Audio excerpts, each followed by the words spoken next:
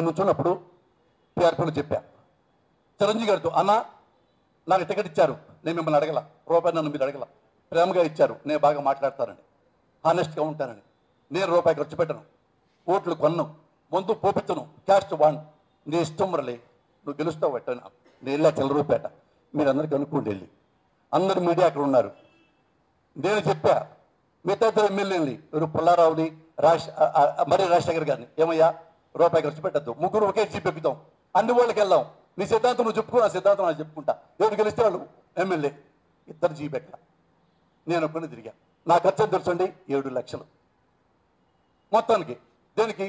జెండా గుడ్డలు, petrol, diesel, జీపులెత్తులు, భోజనాలకి, చికెన్లకి, మటన్లకి, వెజిటేరియన్కి 7. అన్ని లెక్క అయితే ఇంక 3 లక్షలు ఎక్కువ లేవు జేబులో. అది కోట్లు గారు అని చెప్పి చిల్లరపేటలో పాపం పబ్లిక్ పరిస్థితి కూడా ఆయన 3 లక్షలు అప్పు తీసుకొని ఆ అప్పులు తీర్చేసి ఇంటికి వచ్చి 3 లక్షలు మళ్ళీ పంపించా. నా ఖర్చు ఇది. పుల్లవ గారి ఖర్చు ఎన్ని కోట్లు మీకు తెలుసు, ఎన్ని కోట్లు మీకు తెలుసు. రాజశేఖర్ ఎన్ని కోట్లు మీకు తెలుసు. మొన్న నెలకు ఎన్ని పెట్టారు? 7 కోట్లు, 8 కోట్లు, 10 కోట్లు, 15 కోట్లు ఒక్కొక్క ఓటు.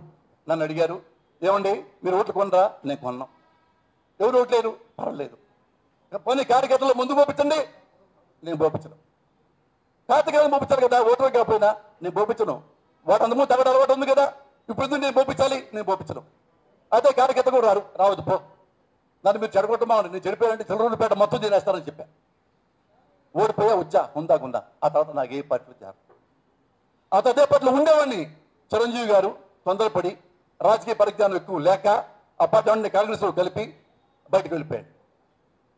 ఆయన చిరంజీవి గారు మంచివాడు, నేను బ్యాటెంట్లా రాజకీయ పరిపక్వత లేక అలా చేశాడని నేను నమ్ముతున్నా.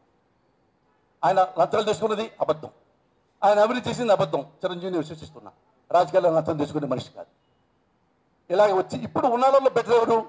నేను లెక్కేసుకున్నాను. ఉన్నాళ్ళలో బెటర్ ఓటర్గా జగన్ జనులు అనిపించాడు. ఉన్నాళ్ళలో బెటర్ చూస్తాం కదా, మరి హోటల్కి వెళ్తాం, ఇడ్లీ చాలా బాగుంది, పక్కన పెద్ద హోటల్ పెడతారు, అది ఇంకా బాగుంది, ఆ ఇడ్లీ తింటాం. అలాగే నేను కూడా ఉన్నాళ్ళలో బెటరు అది వెళ్తా. ఇప్పుడు ఈ జగన్ అర్జెంట్గా నువ్వు ఎరాడికేట్ చేయాలా, అది ఫిజికల్గానా రాజకీయంగానా ఈ కోట్లన్నీ పన్నుతున్నావు.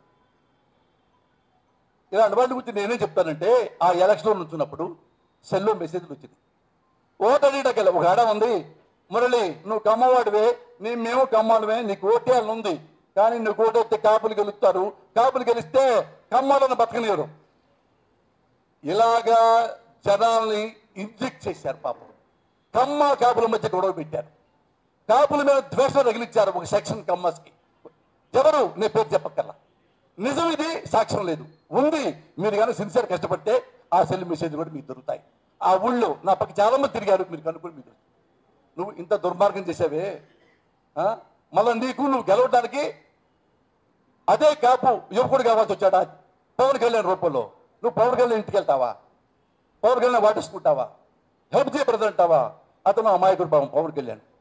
అతను వాళ్ళ అన్నకి ఎంత ద్రోహం చేశాడు కూడా మర్చిపోయాడు.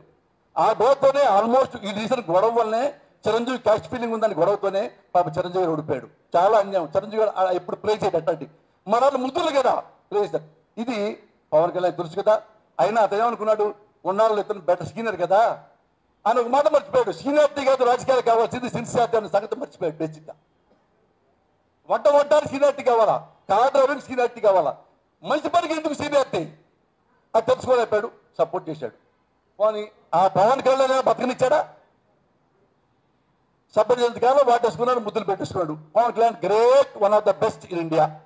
అతను ఈ ప్రభుత్వంలో తప్పులు చెప్పంగానే అతని గురించి, అతను వ్యక్తిగతంగా అతను దుర్మార్గుడు, దుష్టుడు, అతను అప్పుడు అన్టచబుల్ అయిపోయాడు పవన్ కళ్యాణ్.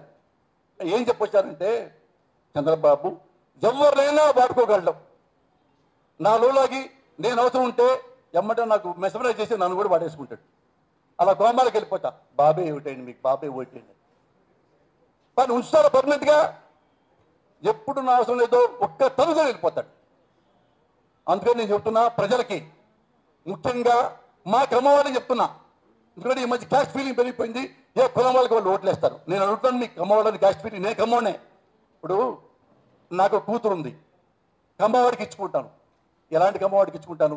వాడు మంచివాడై ఉండాలి, తాగుమూత ఉండకూడదు, తిరుగుమూత వేయకూడదు, డబ్బున్నవాడే ఉండాలి, అందంగా ఉండాలి, బుద్ధిమంతుడు ఉండాలి, సిగరెట్ తాగొద్దు, మంచి ఉద్యోగస్తులు కావాలి. ఆడికాక నా కూతుర్ని ఇస్తా, వాడు క్రమాడే చాలయ్యా, నా బండి చేస్తా. నాశనం అయిపోతుంది నీ కూతురు, నా కూతురు. రాజకీయాల్లో గుర్తుపెట్టుకోండి, రాజకీయాలు చూడాల్సింది గుణం, క్యారెక్టర్. అది ఉందో లేదో మీ గుండెకి మనస్ఫూర్తిగా అనుకోండి, చంద్రబాబు ఉందో లేదో. ఈ మాట ఇప్పుడే నేను ఎందుకు, ఇది బెల్, ఫస్ట్ బెల్.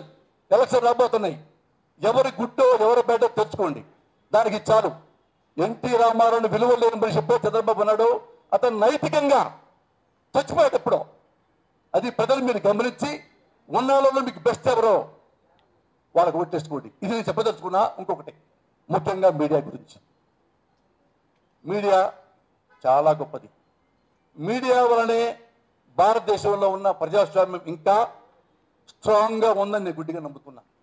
చాలా వ్యవస్థలు కూడా ఎవరికి పడుతున్నాయి, ఎవరికి భయపడతాయి, మాకు కాదు, రాజకీయ నాయకులు కాదు, మీడియాకే భయపడుతుంది. ఎవడో ఫోటో తీస్తాడో, ఎవడో స్టింగ్ ఆపరేషన్ ఉందో మనం దొరికిపోతాము అని చాలా పట్టించింది. చాలా భారతదేశానికి, భారతదేశ ప్రజాస్వామ్యానికి మీడియా చాలా హెల్ప్ చేసింది. కానీ ఈ మధ్య ఒక వర్గం మీడియా, ఒక వర్గమే తక్కువ మీడియా, వాళ్ళు కూడా కులం పిచ్చి పట్టింది. చంద్రబాబు మనవాడికి గెలిస్తే బాగుండు, చంద్రబాబు ఏం చేయితే ఆ మాటలు అక్కడ ఉంటాయి, చంద్రబాబు ఎలాంటి వాడైనా మంచి మాటలు ఉంటాయి. జగన్ని పేపర్లో ఎప్పుడో చంపేశారండి కొన్ని మీడియా వాళ్ళు, జగన్ చంపేశారు. అసలు జగన్ కనుక లక్కీగా సాక్షి పేపర్ పెట్టకపోయి ఉంటే, సాక్షి టీవీ పెట్టకపోయి ఉంటే, జగన్ ఈ పాటికి ఏ అండమాన్ జైల్లోనే ఉండేవాడు. మనకు చేసే కాదు, జగన్ ఎక్కుంటాడండి. ఇది పెట్టబట్టి అది అదృష్టం, తెలివిగలడు కాబట్టి ఇంకా జనాల్లో బతుకున్నాడు. నేనంటాను, ఏమైనా చేయండి, పోసానమ్మ ఇష్టములే లంగాగాడా, లంగానే రాయండి. పోసా జన్యునా రాయండి. మీడియాకి మాత్రం కులం జబ్బట్టుకుంటే టీవీలో ఏం చెప్పి చూసారా, కులం ఉన్నాడు గాడిదా అని. కొత్తగా నేనేం చెప్పక్కర్లేదు, అదొకటి ఎక్కువ చెప్తా. ఎందుకంటే నేను పోసానికి ఇష్టపడే, నేను మీడియా వల్లే పైకి వచ్చా. ఎందుకు చెప్పంటారా, నేను బాయ్ని పర్సనల్ బిజినెస్ దగ్గర నేను మీడియా వాళ్ళని అడిగా, అన్న నాకు వచ్చి సినిమా ఛాన్స్ వచ్చింది, కొద్దిగా నా గురించి రాయరా. ఏంటండి వీడియో నచ్చిందా? అయితే ఓ లైక్ వేసుకోండి, లేదంటే ఓ కామెంట్ చేయండి. ఎప్పటికప్పుడు మా వీడియోస్ చూడాలంటే సబ్స్క్రైబ్ చేసుకోండి.